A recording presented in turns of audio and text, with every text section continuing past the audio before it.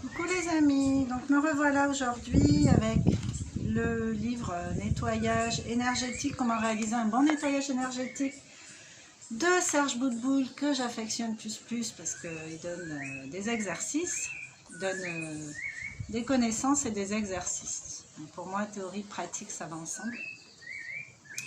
Donc voilà, alors, je suis tombée, enfin j'ai ouvert la page au hasard et ça m'a plu, donc je l'ai gardée. Être dans la reconnaissance envers l'esprit de notre logement. Donc c'est un petit exercice, je vais vous le lire. Voilà, et puis vous allez pouvoir le refaire, alors soit en me réécoutant, soit en trouvant vos mots, soit en le recopiant, enfin vous adaptez hein, comme d'hab. Faut savoir que chaque lieu a son esprit. Même quand on arrive dans une forêt ou que ce soit un logement, une forêt, enfin n'importe où, il y a toujours des gardiens du lieu. Donc c'est important de se connecter à eux, de leur demander si on est autorisé à rentrer ou pas.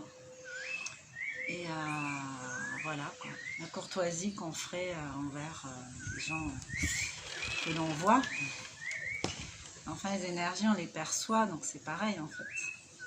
Qu'on voie ou qu'on ne voie pas, du moment qu'on perçoit, c'est énergétique. Donc c'est important. C'est important. Alors, on va commencer. Donc, il convient, lorsque nous aménageons, ou plus tard, de nous présenter verbalement ou mentalement à l'esprit de notre logement, donc à l'esprit du lieu. Effectivement, le logement est là. Nous, on est souvent de passage, mais le logement, il était là avant nous, il sera là après nous. Et quand bien même on fait construire une maison, ben c'est pareil, parce qu'il y a des énergies de la terre, en fait. L'énergie du lieu, c'est toujours pareil, qui est là, et c'est important de se connecter à elle et essayer d'avoir son aval déjà, pour s'y sentir bien. Parce que s'il y a une énergie qui est dans la résistance face à notre énergie à nous, parce que nous sommes énergie, et du coup ça peut pas très bien se passer, on peut avoir des ressentis désagréables, pas se sentir bien dans un lieu, c'est important. Donc il convient, lorsque nous aménageons ou plus tard, de nous présenter verbalement ou mentalement à l'esprit du logement, de notre logement, qu'il s'agisse d'un appartement, d'une maison, pour lui rendre hommage. Moi je vous dirais même un terrain, vous achetez un terrain. C'est important de vous fier à vos ressentis. Moi, je me fie beaucoup à mes ressentis. Alors, 1. Il est important de l'informer de notre présence et de lui demander de nous excuser si par mégarde nous le dérangeons. 2. Il est important de le remercier pour qu'il nous accueille, nous et notre famille. 3. Envoyer de l'amour à l'esprit de la maison et si possible lui faire un cadeau, c'est-à-dire un morceau de pain, un peu de lait, du miel, une bougie, que l'on allume à son intention, ou de l'encens. Vous pouvez lui faire un présent, hein, ça peut être une fleur, un présent physique. Alors, 4. Faire choisir la lumière à l'esprit de la maison en lui demandant s'il veut bien choisir la lumière.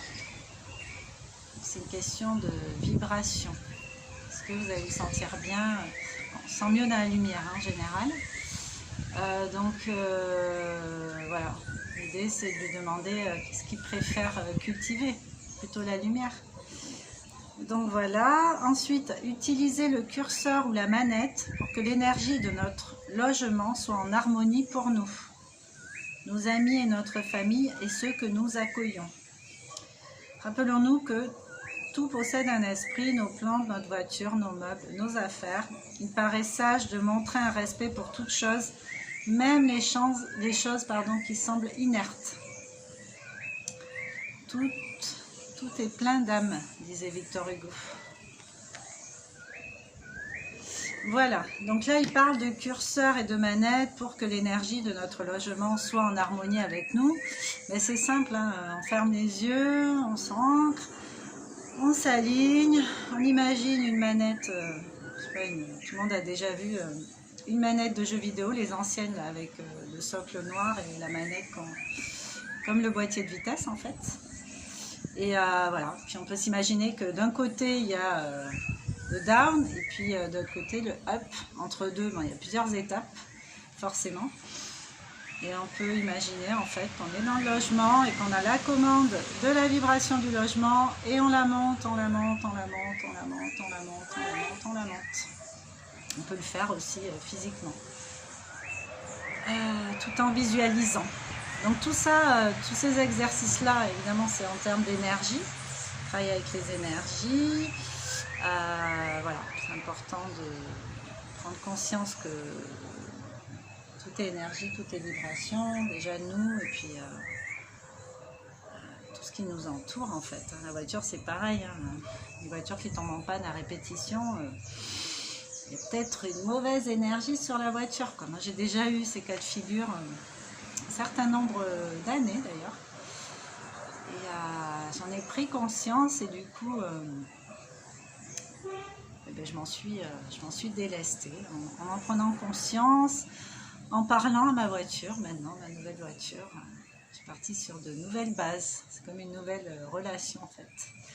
Une nouvelle relation avec peut-être plus de respect, plus d'amour, plus de manifestation d'amour aussi en parlant à la voiture, en la remerciant. Voilà, ça peut paraître fou pour certains, mais essayez de le faire avec vos objets qui dysfonctionnent un peu. Essayez de leur parler. Pas pour les accuser, hein, mais pour leur expliquer que au travers de son comportement ou de ses soucis de santé, on comprend que qu'il y a du décodage biologique pour chaque objet, pour chaque situation d'ailleurs qu'on va rencontrer. Donc imaginons la voiture, le frein à main qui reste bloqué. Un exemple. Je comprends que moi aussi j'ai du mal à aller de l'avant, que je suis bloquée. Enfin, faire une reliance aussi avec ce qu'on vit, avec ce qu'on est, avec ce qu'on vibre en fait. Voilà, donc je vous propose de faire l'exercice, de commenter et de me dire ce que vous en avez pensé. Si vous avez l'habitude de le faire ou alors donner vos astuces, ça peut toujours servir aux autres. Donc je vous embrasse et je vous souhaite une bonne journée. À bientôt.